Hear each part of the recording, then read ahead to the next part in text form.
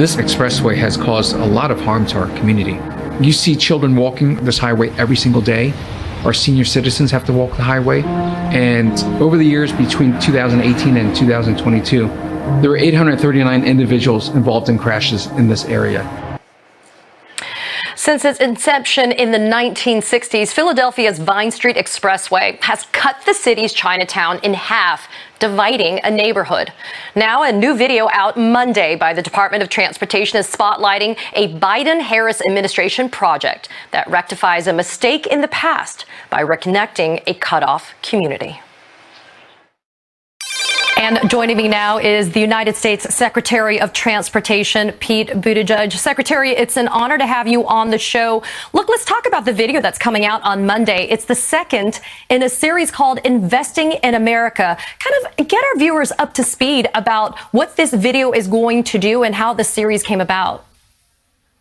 Thank you. This series is an opportunity to really communicate what we're doing with America's infrastructure, not just in terms of dollars and cents or legislative details, but the stories of the communities that are being shaped or reshaped with these transportation improvements. It's very important for Americans to understand where these taxpayer dollars are going, what kind of value is coming to communities through the 50,000 projects in the Biden infrastructure package.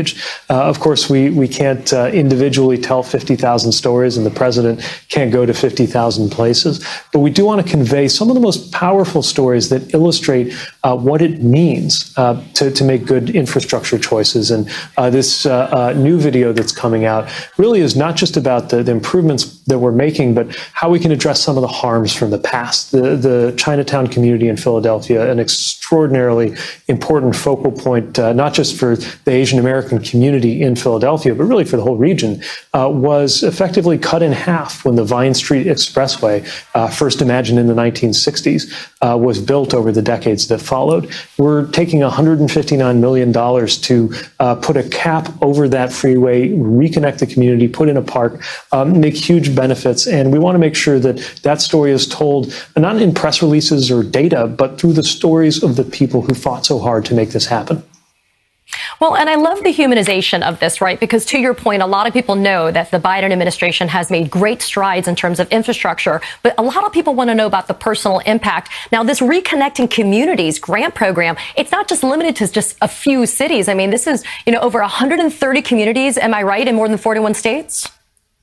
That's right. Yeah, often we hear about stories of communities, often communities of color, that were divided by some kind of construction project in the past. And it's important to note this is not just something that happened in a certain decade, maybe in one region of America like the Deep South. Everywhere from Birmingham to Buffalo, New York, to St. Paul, Minnesota, to Philadelphia, and so many other places, stories like this have happened. And our goal is not just to point to the past. It's to show what we can do differently for the future. And since often federal dollars went into some of the damage that happened to these neighborhoods that maybe didn't have the wealth or the political power to resist or reshape those highway projects in the past, now we're taking federal dollars and using them not just to benefit those neighborhoods, but really to make everyone better off, because everyone is better off when a previously divided or overburdened neighborhood or community gets knitted back together and gets the resources they have long deserved.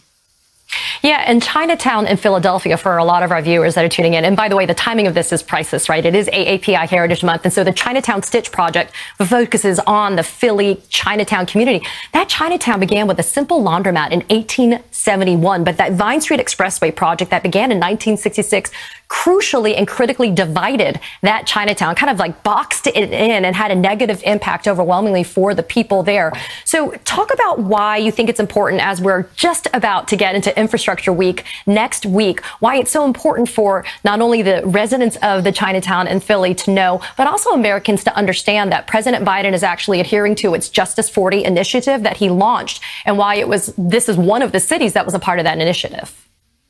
Yes, in many ways, this is an example of President Biden keeping a promise. He pledged early on that the funding from these infrastructure and clean energy investments was going to benefit so many communities that were overburdened and underserved in the past. And it's also very fitting that this falls during the month that we set aside as a country to elevate and honor the stories of Asian American, Native Hawaiian, and Pacific Islander communities.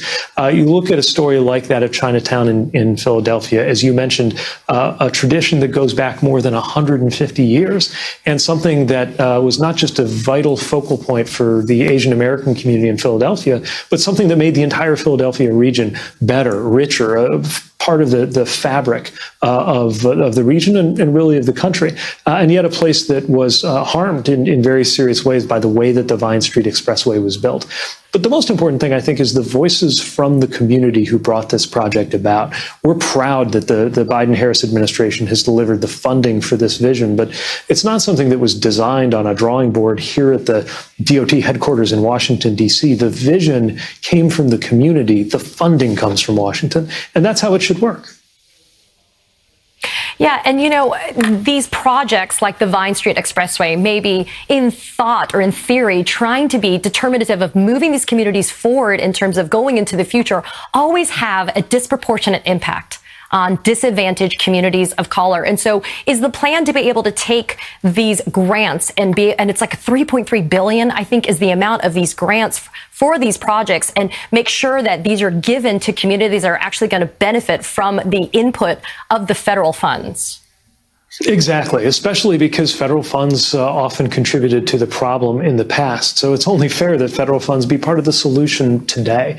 We need to do things differently than they were done in the 50s, 60s, other periods when transportation planners really rolled over or cut up neighborhoods. And it was almost invariably the case that the neighborhoods that were most impacted were those that were already marginalized in some way. We can do better, and we are doing better. We're not doing this to make anyone feel guilty.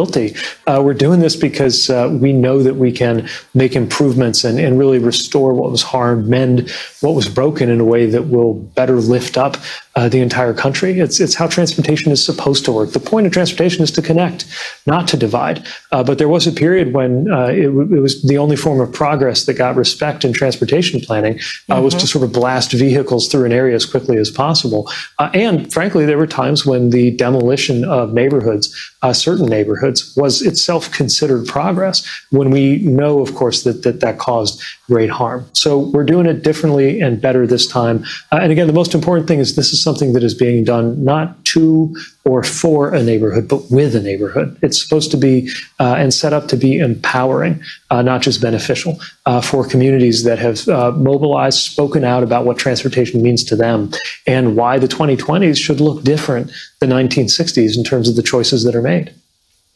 A truly collaborative effort between the Biden-Harris administration and these communities. The United States Secretary of Transportation, Pete Buttigieg, thank you so much for joining us today. I appreciate it. Thank you. Thanks for having me on.